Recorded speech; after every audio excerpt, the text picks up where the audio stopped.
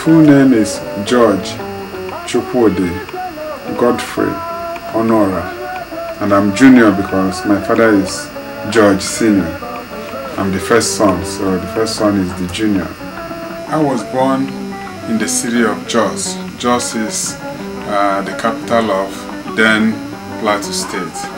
But since then, I was born in 1958, October 6th. Oh, George, you have so much to say about George. He's very involved. He's a dynamic young man. I really appreciate him because he is a hands-on person. He tells me how to handle issues. It's not only how to handle issues, it's like what you have to say so that people don't misunderstand, the words you use. He's known by everyone in this community, Left Right City. And he's a very active member here at St. Paul's Catholic Church. My father belonged to the group, the Ozo Title group. So when he passed away, I had to go through some ceremony. So the right goes back to me because I'm the first son. The title of Chief, the Ozo title being passed on to me from my father, is really something that, I appreciated because I feel like being the first son in my family, that I am the one that is expected by our tradition to carry on with the legacy. So to accept the title that was offered to me was not something I had to think over for a long time. I know it's a birthright, and I'm happy that I assumed the title of Ozo Adiuche of Enugu Agede, coming basically like inheriting something my father had. So that is something that, that came from him that I'm glad to hold on and hopefully to pass on to my future generations.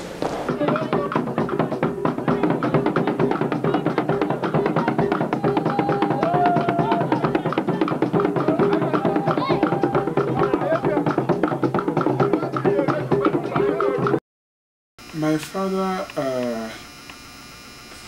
was supportive. I told him I was coming to the United States.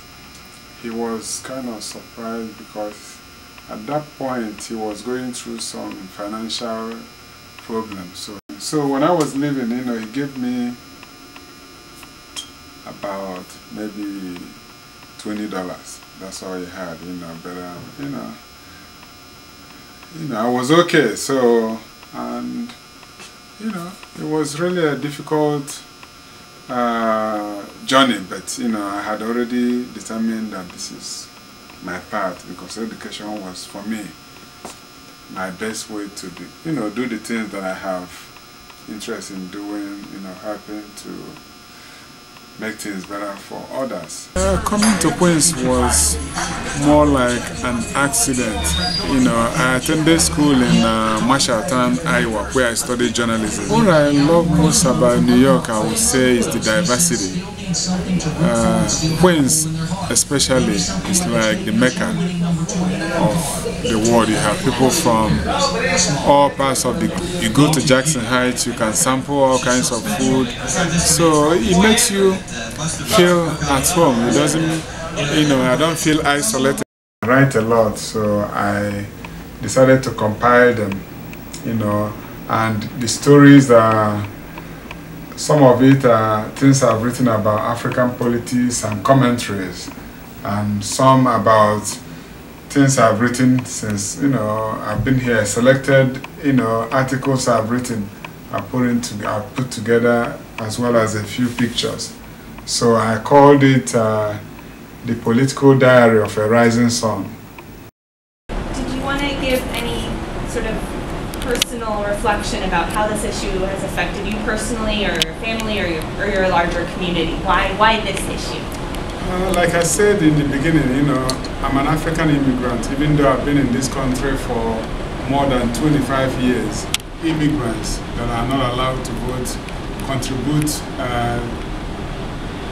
to a large extent to the sustenance of our communities, our societies. They go to work, they pay their taxes, they volunteer, they teach our kids, they help clean our streets. You know, they do all kinds of services that are essential to our communities, and to disenfranchise them is just simply not right. Even though I'm here, I'm still very passionate about how to make things better in my country. So I figured that some of the knowledge that I have gained in this country, I can also impact on those that are there. Still, you know, African, I'm from Nigeria. So to have the system, you know, implemented in the right way, and to have the right people in government is still something that, you know, as a Nigerian, I'm, you know, particular about, and I will do anything to help, you know, have the best people in government. I like to carry myself a certain way, like my father did. I tell the truth. I help those that I can help, and then I try to be the best I can be, and to contribute my best to help my community, to help my family, to make this world a better place. And what else can you ask for?